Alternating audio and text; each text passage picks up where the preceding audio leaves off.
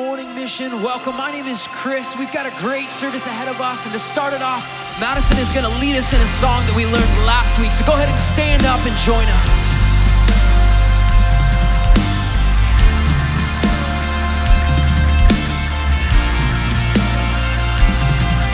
Beyond all my wildest dreams, your grace is alive in me.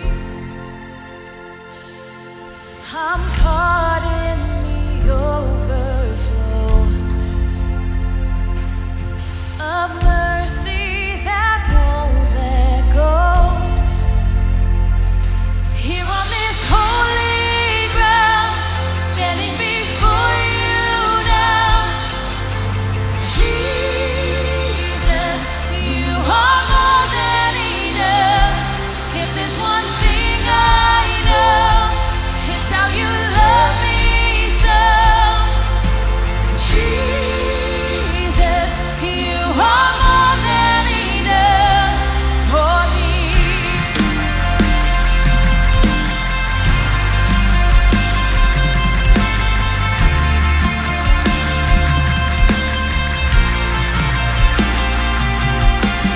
Finally, my eyes can see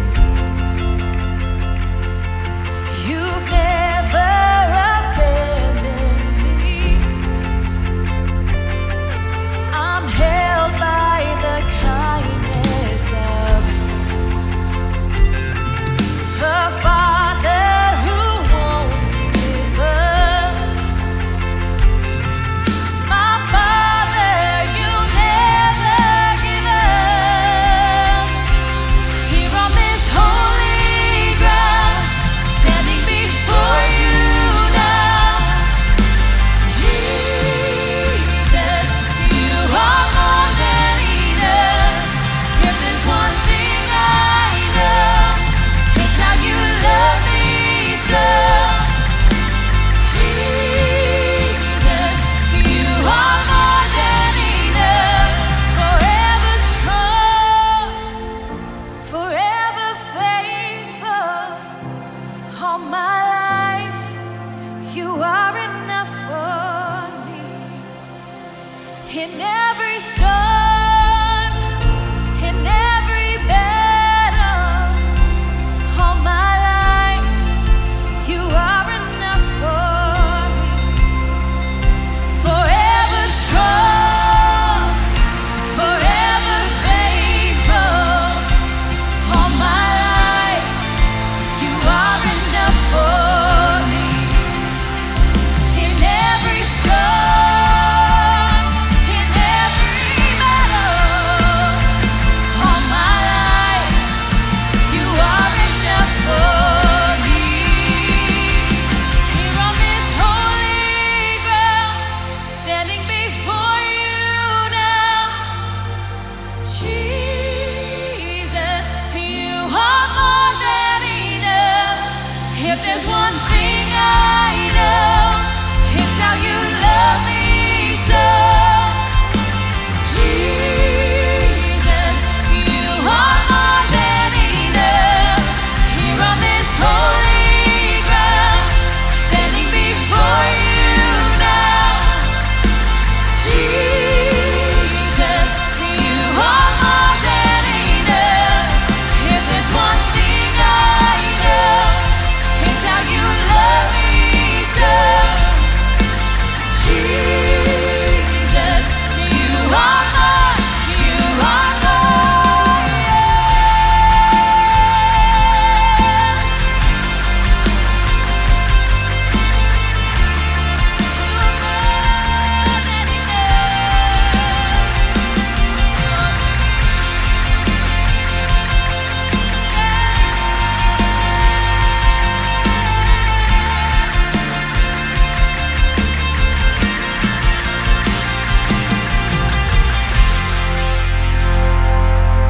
What's up, Mission? It's so good to be with you. I don't know about you, but I find it just so comforting week in and week out to be right here with you. And in a season when it feels like everything is really dominated by the unknown, It's so comforting being able to come together. And I know you're in your house and we're all actually physically separate, but to know that we're all in this together is so, so comforting. It's almost like, cuddling up with a warm blanket, unless you live in Arizona, right? This week in my backyard, I think it was like 129 degrees. It's May. This is only our third summer here, but I don't feel like we're ready for this. Maybe we should be by now. Maybe we're just not real Arizonans yet. I don't know. But it was hot. Well, despite the heat, despite the quarantine, despite all that, hopefully you find a lot of comfort in being together as a church, week in and week out. Well, we've got a great service lined up for you. Before we get to that though, if you would just take just a second and click the share button. We say this every week, but you don't really know the impact that it could have if you would just click that share button and invite people that are in your life to join you for this service. Well, we do have a great lineup for you. Chris, Lauren, the band are gonna lead us in some more songs, and then Joel's got a brand new series that he's kicking off right now, so you're gonna love it. But before then, why don't you stand up? And I know it kind of feels weird. You're in your home, you're in your kitchen, but stand up, get ready to sing, because we've got some great songs coming up for you.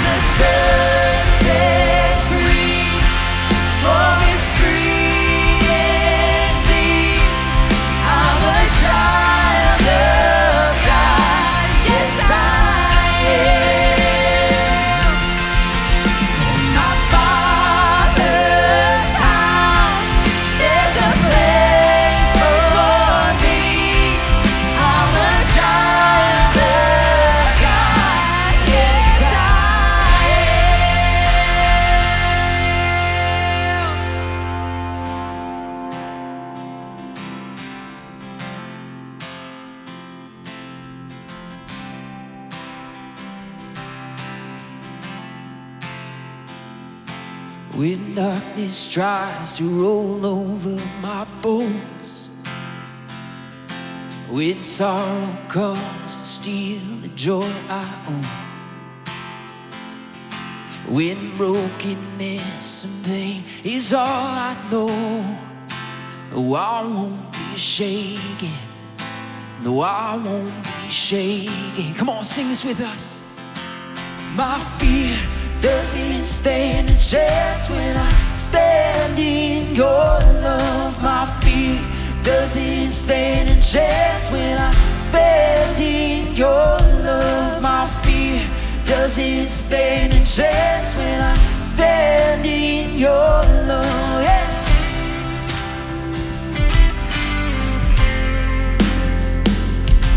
Oh, shame no longer has a place to hide, and I am not a captive to the lies.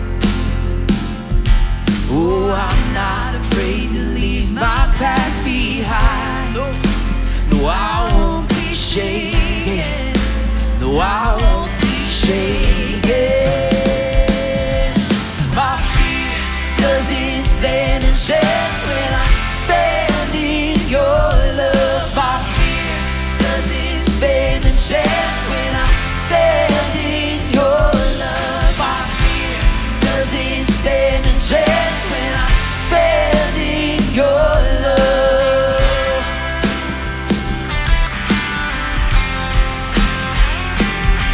There's power that can break off every chain. There's power that can empty out a grave. There's resurrection power that can save. There's power in your name. There's power in your name. There's power that can break off every chain. There's power that can empty out a grave. Oh, there's resurrection power that can save. There's power in your name. There's power in your name. Come on!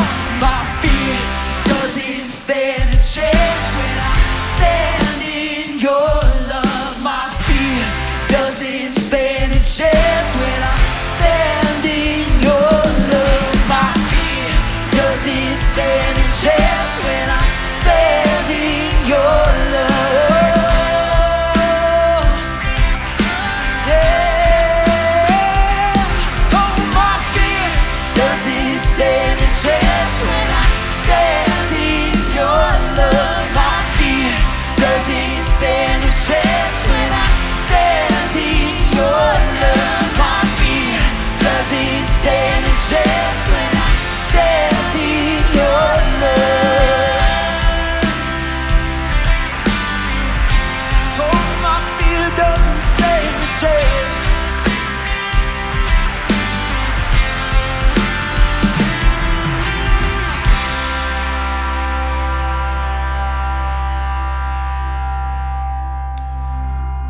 It's a powerful reminder today that we have nothing to fear when we stand in the love of our God and remembering his power to save, his power to rescue, his power to provide for us as we stand in his love, knowing the love that he has for us as his children and his desire to provide for us. One of the ways we've been reminding ourselves of God's power is by getting on our knees in this season. And if you're at home, I'd just love for you to join me on your knees right now, wherever you are.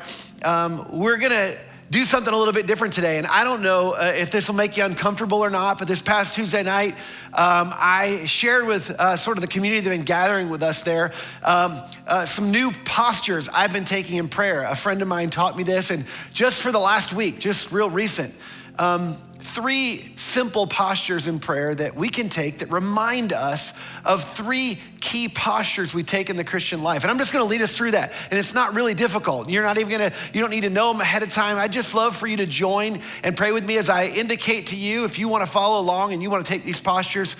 It's a powerful way to not only declare our dependence on God, but to remind us of what's true and of how we can reflect God in this season. So let's just pray together. And I just love for you to put your hands up. God, we put our hands up today in surrender in surrendering control that we clearly realize in this season we're not in control, in surrendering all that you've provided for us, surrendering our thoughts, surrendering our relationships, surrendering those things that we have power over. We just surrender to you today.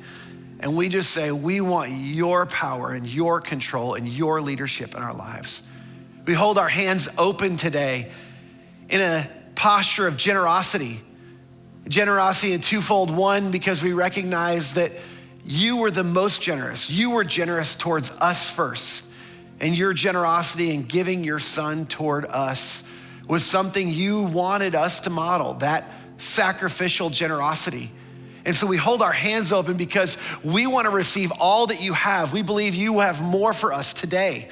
And we hold our hands open saying that we want to receive your generosity, but we also hold our hands open because we want to hold everything that you've entrusted to us with open hands, realizing that you might want to take something out of our hands and place it into somebody else's hands. You might want to take something out of our hearts and out of our lives and offer it and give it to somebody else in a generous spirit and a generous attitude. And we want to be open to that. We want to reflect your generosity to the world around us. And then we just hold our hands out today to say, God, whatever you have for us, we want to experience your purpose, your meaning. We want to be on mission with you in life, and we realize the greatest amount of purpose and meaning we're going to experience in life is when we're on mission with you. And so today, we just hold our arms out wide open, just saying, we want to be open, God, to what your leading is in our lives. Lead us on the path that you want to lead us on. We trust in you today. We declare our dependence upon you. In Jesus' name, amen. Amen. Well, thank you so much for singing with us and praying with us. I just wanted to give you one more quick update on Helper. I know a lot of you have heard a lot about it, but I just imagine there's somebody who's logged on today who doesn't know about Helper.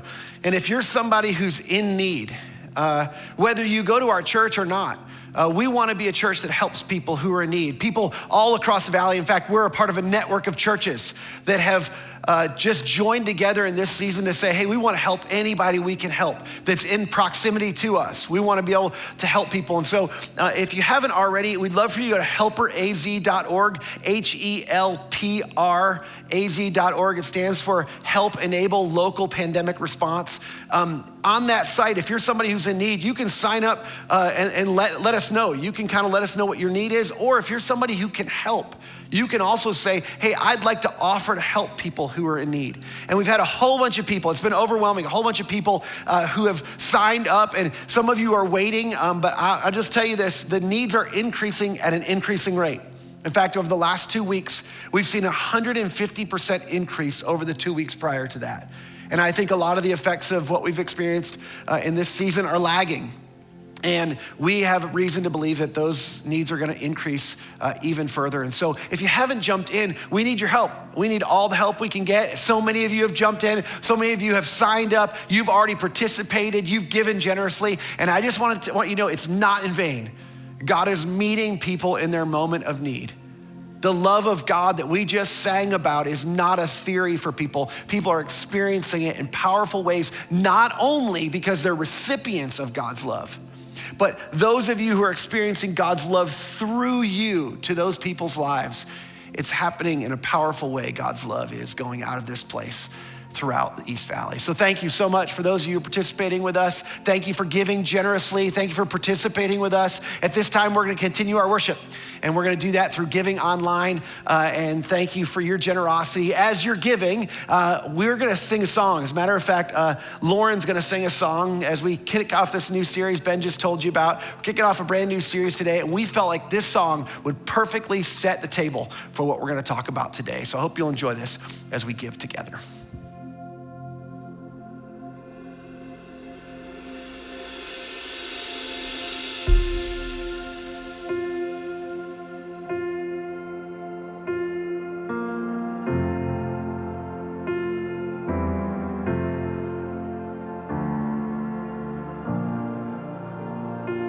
You do what only you can do.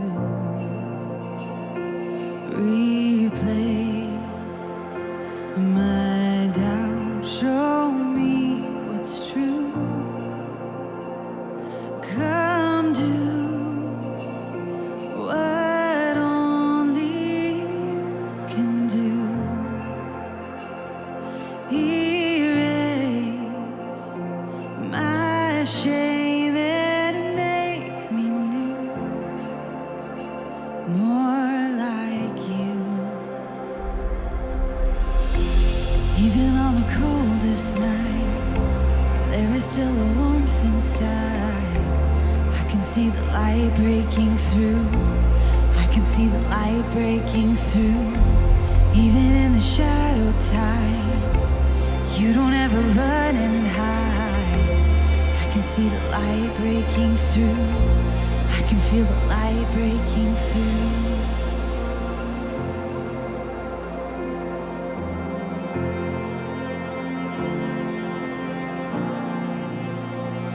Speak life, give peace in the unknown,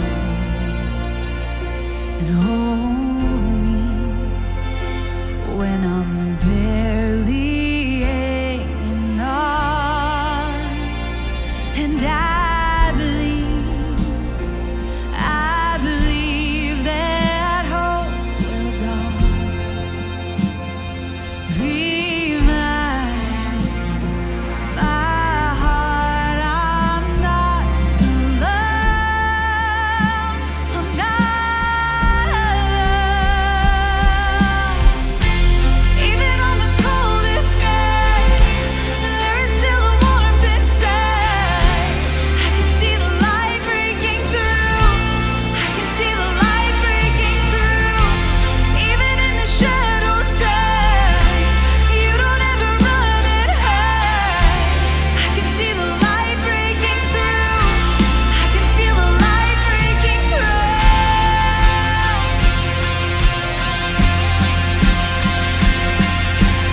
Jesus, you're redeeming all things. Light is breaking through. Lies are fading, lost in mercy. Light is breaking through. The weight is lifting, finally breathing. Light is breaking through. Illuminated by your splendor, light is breaking through.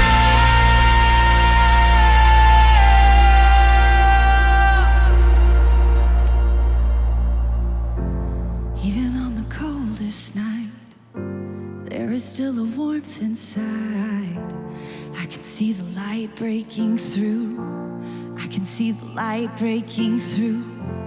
Even in the shadow times, you don't ever run and hide. I can see the light breaking through. I can feel the light breaking through.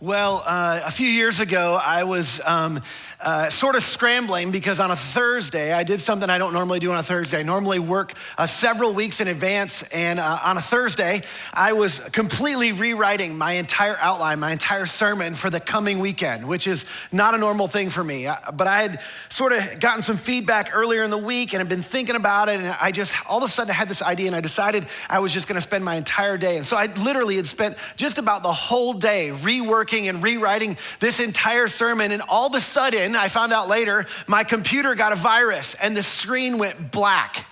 And it went black for a few minutes, and I'm trying to press buttons, and I'm doing the Control-Alt-Delete thing, and I'm pressing the power button, and finally, the screen started to come back on, and I saw this right here. I saw this thing. Anybody ever seen this?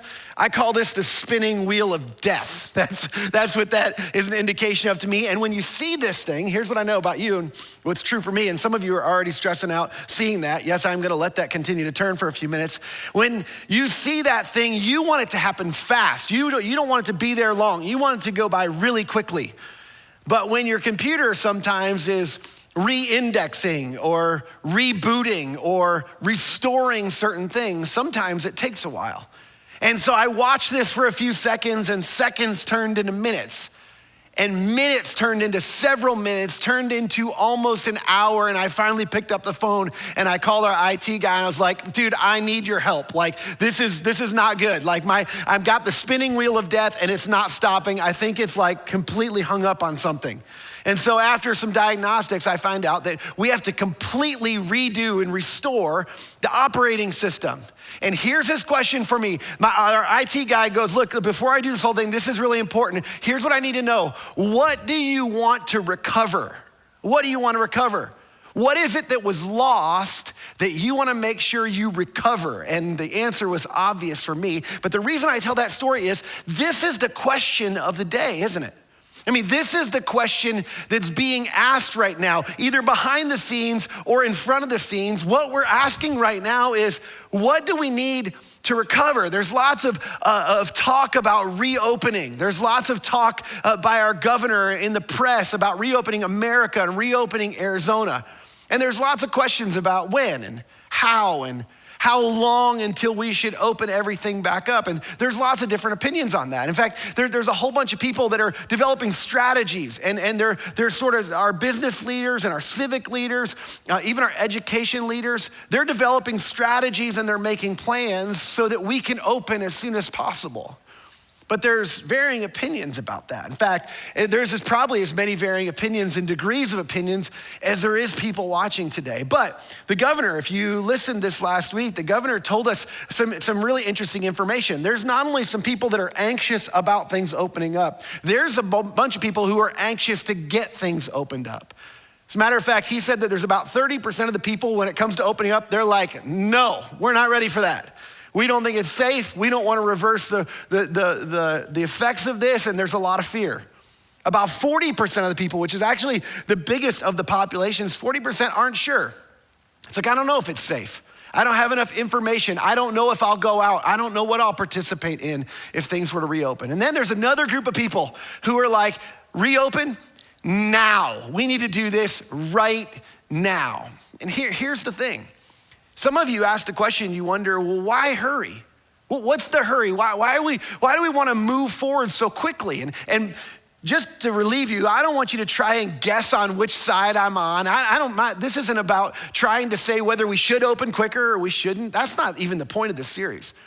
The question is, the reason, I guess I should say, the reason we're in a hurry is because we know, and there's lots of us who know, business owners know, There's lots of us that understand economically and physically that there's a window of time that we have to reopen things, to recover certain things that were lost. And if we don't open it at the right time, at the right pace, we may not be able to recover the things that were lost. And that's not only true for us as a society, that's true for us personally. And so this is my motivation. My motivation isn't about how quickly we open up or how quickly we don't. I mean, that is people whose pay grade is way beyond mine to figure that out.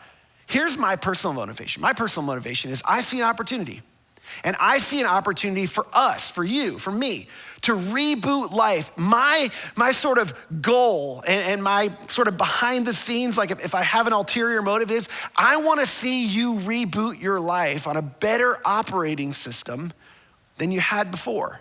And I think it's possible. I think if it's possible if we're mindful and if we're thoughtful about how we're gonna move forward and move back into life as we knew it before, as we think about what should be covered. So as the world's strategizing and they're making plans to reopen, I wanna talk about personal strategies. I wanna talk about personal plans. I wanna talk about what kind of personal recovery we should make. What kind of personal recovery should you make? This is an important question. It's an important thought because the world has been different over the last couple of months. I don't need to tell you that. The way you've operated, your operating system has been different. And I think that there's a way to actually recover some things that were great and even operate in a better way, in a better operating system than we did before. Now, this begs the question, what makes something worth recovering and what shouldn't be recovered?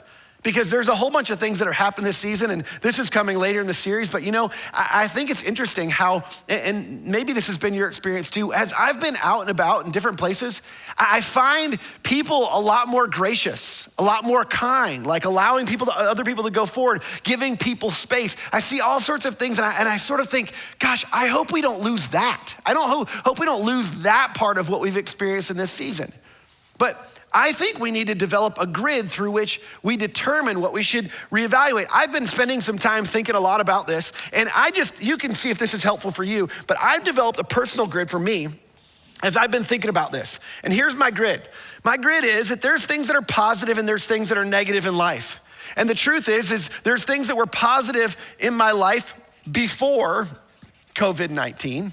So we're in this season of COVID-19. Who knows how it'll actually be remembered as a society. But then there's a season as we're in this during this COVID-19 season. And there are things that were positive before and there were things that were negative before. And there's things that are positive during in our lives, in our personal lives, in our current operating procedures. And there are things that were negative.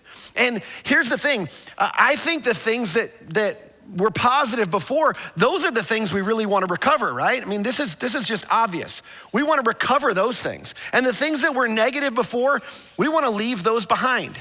If we can leave as many of those things behind, if they aren't currently a part of our life and a part of our operating system in life, we want to leave those behind. And then the things that have kind of emerged, we've experienced some positive things in this season. Some of you have created some new habits and behaviors. We've experienced some things as a society that are positive during this season. These are things that I think we want to carry forward. We need to figure out how to carry these things forward. And then there are some negative things that have happened in this season. And we got to figure out how to recover from those things.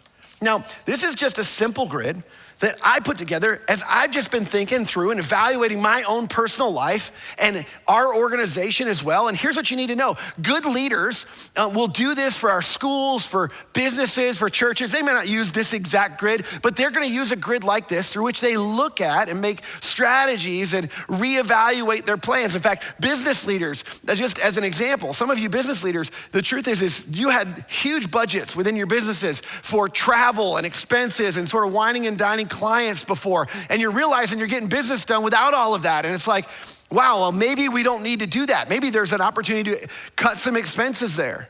Some of you are realizing you're getting more productivity out of people that are on your teams, people that are in your workforce, working at home. They're working earlier, they're working different hours, and they're actually more productive because they're happier about their work environment. I don't know, but there are lots of businesses and organizations making an evaluation like this. But here's the thing I want you to know. No one will do this for you personally. People are gonna do this for the business you work for. People are gonna do this for our community. People are gonna do this for our state. People are gonna do this for the education system. But nobody can do this for you personally, and whether you know it or not, you have a personal operating system. You had one before, and it's probably adjusted or shifted to some degree now, and you have an operating system relationally, you have an operating system professionally, you have an operating system financially, You have an operating system socially, and you should take this time. You have some time. Here's my guess. I'm not gonna bring it back up because I know you don't like it, but that spinning wheel of death, I think that's how it's gonna feel for a little while as we're rebooting life. And so why not, as we're rebooting, why not think about what should be restored, what needs to be re-indexed, what needs to be reevaluated, what needs to be recovered? Because not everything that can be recovered should be recovered. Not everything that was healthy and positive. Not everything that was before the COVID-19 season is something that we want to drag back into our lives and into our future. And I don't know what those things are for you, but here's what I do know. As it turns out, it is more difficult to know what should be recovered than what can be recovered. Most of us are gonna figure out pretty easily what can be recovered. The question is, what should be recovered? What should be recovered personally? What should be recovered relationally? What should be recovered professionally? What should be recovered financially? In terms of the operating systems of our lives. This is more difficult than we realize, and here's why. It's because we're really good at deceiving ourselves. Now, I know this is where some of you are gonna start to raise your hands and be like, okay, he's not talking about me, but I am. I'm actually talking about all of us. In fact, the Apostle Paul, in just a second, he's gonna explain this dynamic to us. But here's the truth. If you're really honest with yourself, you thought life was fine before this. Somebody asked you, thought, oh yeah, I'm doing fine. I mean, life was good pre-pandemic. In fact, the further we get away from pre-pandemic life, the better it looks. And more it's like, gosh, I wish we could get back to, we've sort of memorialized what was. And we think things were fine. But do you know that everybody who walks into a recovery meeting for the first time thinks they're fine too? And I've learned a lot from my friends in recovery about rebooting life. I'm gonna tell you more about that in just a minute. But the Apostle Paul, if you have a Bible, Galatians chapter 6, or if you have a device, in Galatians chapter 6, he addresses this dynamic specifically. In fact, he talks specifically about the challenge for you and for me when it comes to recovering, rebooting, or restoring life to a healthier operating system. He says this, Galatians chapter 3, beginning of verse 3, he says, if anyone thinks there's something, whether it's they think they're fine or they think they're doing really great, if they think there's something, they have this view of themselves that they're sort of impenetrable or they've got everything under control. If they think there's something when they're not, they deceive themselves. Now, this isn't Paul having a poor view of you. He's just going, this is true of the human experience, is most of us have an overinflated view of self. We have an overinflated view of the way we do things and how well we do that versus the way other people do things. And if you think you have it all under control, if you think you have everything together, here's what you need to know. You're deceiving yourself. A false sense of self is the most common way we deceive ourselves. And it goes hand in hand with a false sense of our relationships, a false sense of life, and an improper perspective on ourselves in relationships leads to unhealthy operating systems in life. Here's the problem. This is the key problem. It's almost impossible to know if you're deceiving yourself. I mean, that's the nature of deception, right? Like the nature of deception is I don't know if I'm deceiving myself because I'm deceived. I don't know what I don't know, which makes this exercise right here all the more difficult because you try to be as honest as you can and you try to be, as sober-minded as you can as you try to do this, but it's difficult. Because we're good at deceiving ourselves. We're good at looking at things through rose-colored glasses. That's why the Apostle Paul, he said, look, this is what each person should do. Each one should test their own actions. This word test means to make a thorough examination of, testing against the truth. He's gonna tell us more about that in just a second, but getting a real true understanding, taking an intentional reflection, and an intentional picture, gaining an intentional picture of what our life is really like with objectivity, not just my subjective ideas and my subjective experience, but what are the things positive and negative that were a part of my operating system? Each person, he says, should make a thorough investigation of their own life. Another way of saying this, and some of you have heard this, is to take a fearless moral inventory of your life, to gain a true perspective on personal health, that whether it feels dangerous or feels scary or not, it's like, you know what? I want to make the most thorough examination. I want to sort of scour. I want to bring everything into the light, and I want to evaluate. I want to sort of put it all on the table and go, what if this is good and what if this is bad? And as I talked about this a minute ago, doing this about our lives before this season and during this season is so important, because that's going to help us to know what to recover. Paul says each one should do this. They should test their lives. They should test their behavior. Then, he goes on, then they can take pride in themselves alone, which sounds interesting. They can take pride in themselves alone, though, without comparing themselves to someone else. For each should carry their own load. What's he talking about? He's saying, look, this isn't taking pride in the bad sense. This is about you can feel good about, you can have confidence in. Once you've tested thoroughly, once you've done a thorough investigation and you sort of got it all on the table and you've looked at the truth about your operating system prior to this season and during this season. Once you've done that, you can feel good about the information that you have to make decisions going forward, and you don't have to compare yourself to somebody else, which we do all the time. It's not a confidence in where I'm at relative to somebody else. I mean, that's how we deceive ourselves most often, is I look at somebody else's life and I think, you know, their life's not as bad as mine. As a matter of fact, and some of you know this, you've experienced this before. People in this season, as they've experienced, sort of irregular and difficult circumstances, the truest of people's characters come out. And you've seen this as you've been out in the grocery store, and some people are gracious, but some people are selfish. And the truth is some people are considerate and other people are very inconsiderate. And we're tempted to go, you know what, at least I'm not as bad as, or at least I'm not as selfish as, or at least as I'm not as inconsiderate as. And we deceive ourselves about where we're at because we look at somebody who's in a worse place than us. Can I just tell you this? That's like saying skin cancer isn't as bad as brain cancer. It's cancer. It's like saying the flu virus isn't as bad as the coronavirus. It's still a virus, and it's still eating you up on the inside somehow. It's having a negative effect on your life. So why would we do that? That's what Apostle Paul's saying. Don't compare yourself to other people.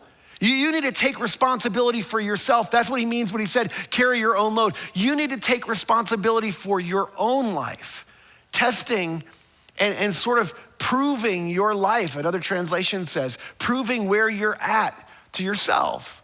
Nevertheless, he says, the one who receives instruction in the word. Now, this can seem a little confusing because he's saying, you know, you're like, I thought I was testing my own actions. I thought I was carrying my own load. But what he's saying here is you should be seeking instruction. It's not that you can't take responsibility on your own. You just shouldn't do this on your own. You need to take responsibility on your own. But that doesn't mean doing it on your own. The truth is you need other people to speak into.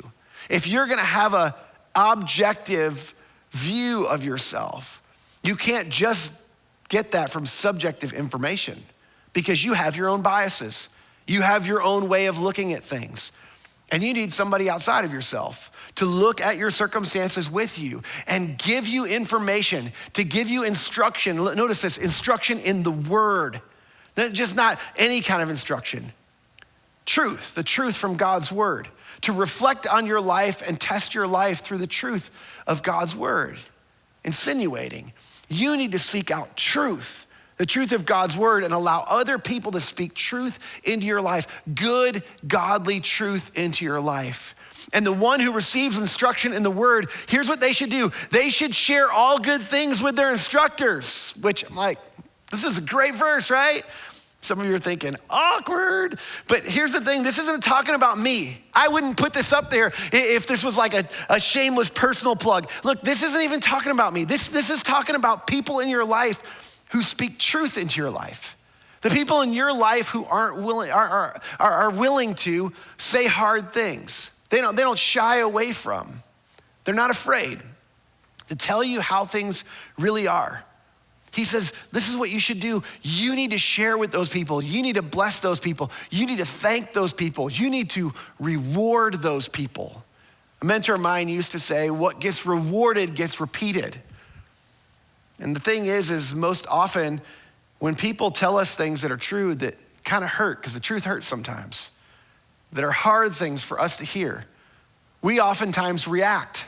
We oftentimes shun those people. We lash back out at those people. Sometimes we turn it back around on them like, oh yeah, you think that's true about me, or you think that's what I do? Well, let me tell you about you. And when we do that, people aren't as willing to share the truth with us on the other side of that. So Paul says, look, you need to be generous to the people. You need to reward, you need to thank, you need to have gratitude towards people that are giving instruction. They're speaking truth into your life. Now, for some of you, this process sounds very familiar. If you're at all familiar with a 12-step program, this sounds very familiar. In fact, these set of verses are verses that are used oftentimes in a 12-step setting. And many of us, I'll just say, you dismiss 12-step programs because you've sort of put it in a category of like things that are just for people who have serious addictions or something like that. You just associate it with serious substance abuse. But I believe the structure of a 12-step program, it can be amazing and incredibly positive for anybody who's trying to reboot life, anybody who's trying to maintain or develop a healthy operating system in life. The steps of the 12-step program can be broken down into 3 sections. Steps 1 through 3 are about trusting God. Step 4 through 9 are about cleaning house or dealing with your stuff. Step 10 through 12 are about serving other people, which this is really just the 3 primary relationships in the Christian life: our relationship with God, our relationship with ourselves, and our relationship with others. Our relationship with God, our relationship with ourselves, and our relationship with other people. This is the greatest commandment. Love the Lord your God with all your heart, soul, mind, and strength, and love your neighbor as yourself.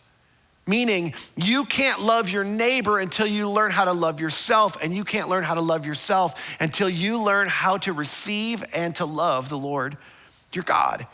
That's basically the whole idea of this whole system is built around that idea. That's good for every single one of us. The first 3 steps in trusting God are about stepping out of denial. Step 1 is about stepping out of denial, not deceiving yourself, realizing, you know what, I have some challenges, I have some problems, which is hard for us even to say. Paul says it's because we think we have it all together. We think we're something. We think we don't need that. And we deceive ourselves. Second step is to acknowledge God, acknowledge his power, that there's a power greater than us in our lives. And then the third step is to surrender our lives to him. Many of us have already taken those steps. Some of you today are going, no, I realize I have issues. I realize there is a God that not only could offer, but if I would allow him to empower and live his life through me and I'd surrender to him, as we prayed just a few minutes ago, life would go better. And that's why step 4 is taking a fearless moral inventory. In the 12-step program, step 4 sometimes takes people a really long time, but it's taken a fearless moral inventory of your life. This is about having a genuine heart-to-heart with yourself.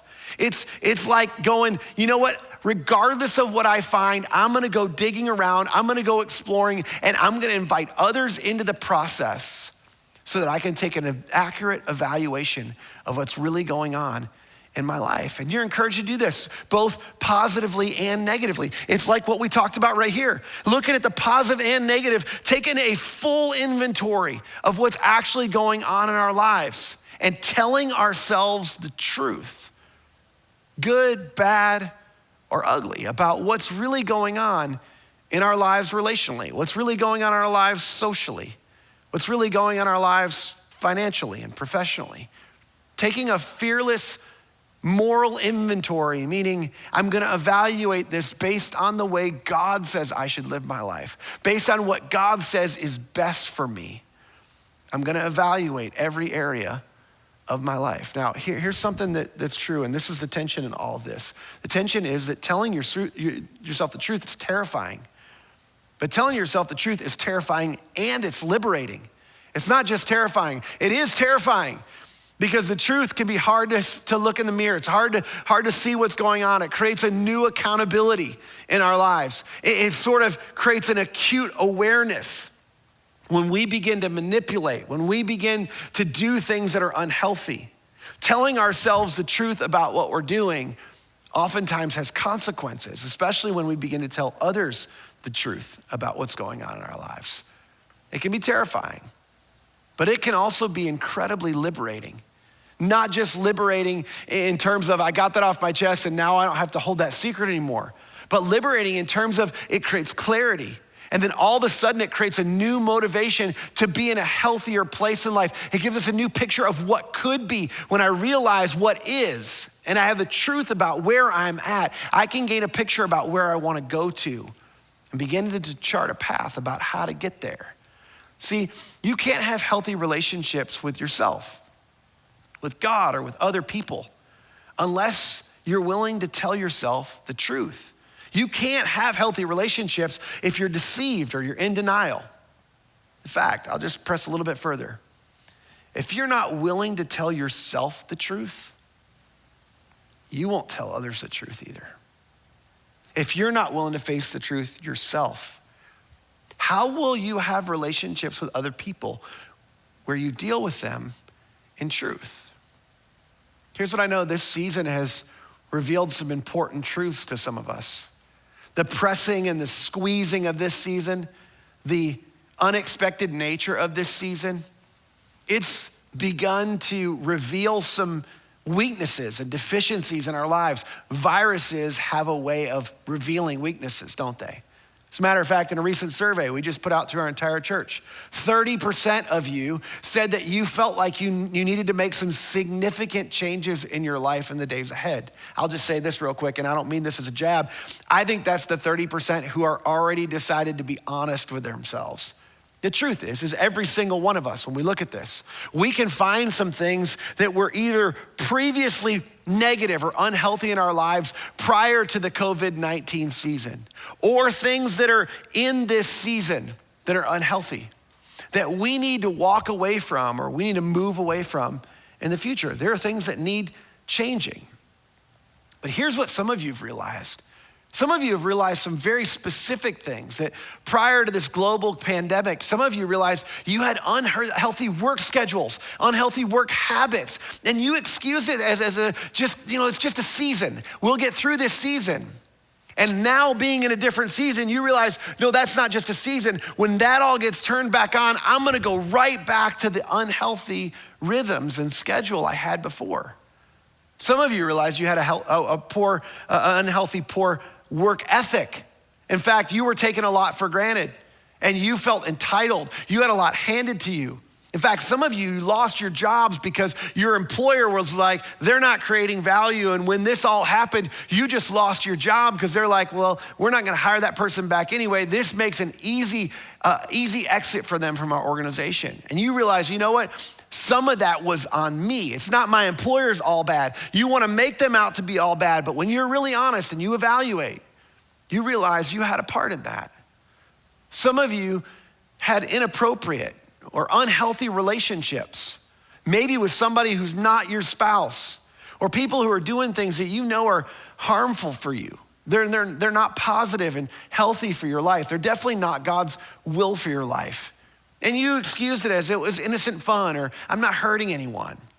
Some of you've had excessive spending habits. And you realize in this season, because now you have no reserves and you're starting to max out all your credit cards, you realized before you were so focused on making more money because you had an inability to tell yourself no when it came to your personal spending habits. And it took a season like this for you to realize that. Some of you realized you had your priorities completely out of line, that self and work was being prioritized over God and family and home. And here's the thing. Most of us thought we were fine. Things were F-I-N-E fine before, which, by the way, Aerosmith wrote a song about that. I'll let you look that up later. But before Aerosmith ever existed, the Apostle Paul wrote these words, and this is where we started. He said, if anyone thinks there's something Once you think you've got it all together, you need to know you're not fine. You're just deceiving yourself into thinking you're fine. See, what's true is you really just had an improper view, an improper sense of self, an improper evaluation of life, and a false perspective on where you were in life. A few verses later, he says, just to drive the point home, he said, look, don't be deceived. God cannot be mocked, or the order of life in which God has created cannot be mocked. A man reaps what he sows. Which here's his point. As he's closing, he says, look, the train's coming down the tracks. And the only way it's gonna stop is if you do something to pull the lever and change the direction, change the course of the way you're headed, change the way in which you're operating. Take a fearless moral inventory so that you can soberly look at life and realize the changes that need to be made. You can realize the things that need to be recovered, the things that need to be left behind, so that you can realize the things that need to be carried forward, and the things because of this season that you need to recover from. The truth is, for all of us, if you want to reboot life in a healthy way, it's the same thing for all of us. Rebooting life necessitates a fearless moral inventory. We need to change our behavior. We need to change our behavior based on true information, things that are true about us and that are true about our lives. And we have to be honest with ourselves in order to do that. See, some of us, we need to walk into the bathroom and we need to look in the mirror. See, as I've been talking to some of you, what's true has come to mind. You didn't need a grid. You didn't need to write it down. You've recognized in this season things that were unhealthy before, or that things, habits, or schedules, or patterns that have become healthy in this season. And here's what I know about you. You want to recover. You don't want to continue in that. If there was a way to get out, if there was a way forward, you'd want to know what it is. And the Apostle Paul's saying there's a way. You've got to thoroughly investigate. You've got to test every area of your life. Some of you need to walk in to the bathroom and you need to look in the mirror. And you need to finish one of these statements. You need to say, the real reason work has been a priority over home is fill in the blank. The real reason our schedule was way out of control before is fill in the blank. The reason I consistently spend more than I make is. The reason I'm not more generous is. The reason I suspend my moral ethics at work is. The real reason I hired her is. The real reason I haven't been completely honest with my spouse is. The real reason being at home has been so hard in these days is. The real reason everybody's driving me crazy right now is. The real reason I need something to take the edge off is. The real reason I haven't prioritized church, faith, and my relationship with God is. And I imagine there's a host of other real reasons that we all need to come to grips with. There's no better season than now. There's a window of time, there's a window of opportunity. And however big and daunting the truth looks in your life, or however sort of clueless and you're going, is there something I'm not realizing? You do yourselves no favors by not taking a fearless moral inventory in this season. It's only gonna be for your good in the future. It's what's best for you. And here's the thing, this is terrifying. It can be terrifying, but you need to know it's also liberating, and it could be incredibly healing for you, for your relationships, for your finances, for your family, and for your future. See, I want something for you, not something from you. I have no other goal than to help you reboot your life on a better operating system in the future. As a matter of fact, it's why our teams worked hard to create a tool. It's called a 21-day reboot. It's sort of a rebooting life protocol. And we've been working hard on this. And you can, Ben's gonna tell you at the end of the service how you can sign up for this. And each day, if you sign up for it, each day we're gonna send you, it won't take you 5 minutes. It can take you longer if you want it to. But it's a 21-day protocol. It's just a 21-day reboot so that each and every day you can ask yourself some important mindful questions as you're reevaluating your future.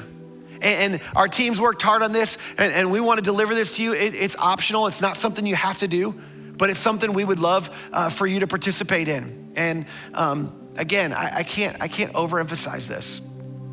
We love you. We care about you. We want a better future for you. We want to see not only our economy recover, we want to see that.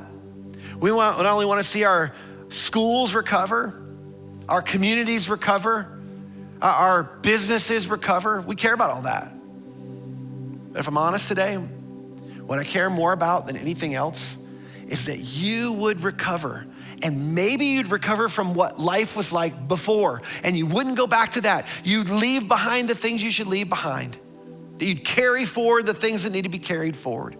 That you'd recover the good, and that you would recover from the difficult. And that you would recover better than before. That's my prayer for you. I want to conclude the way Paul concluded in verse 9, and this is what he said. Let's not become weary in doing good. That's what this is. This is doing good.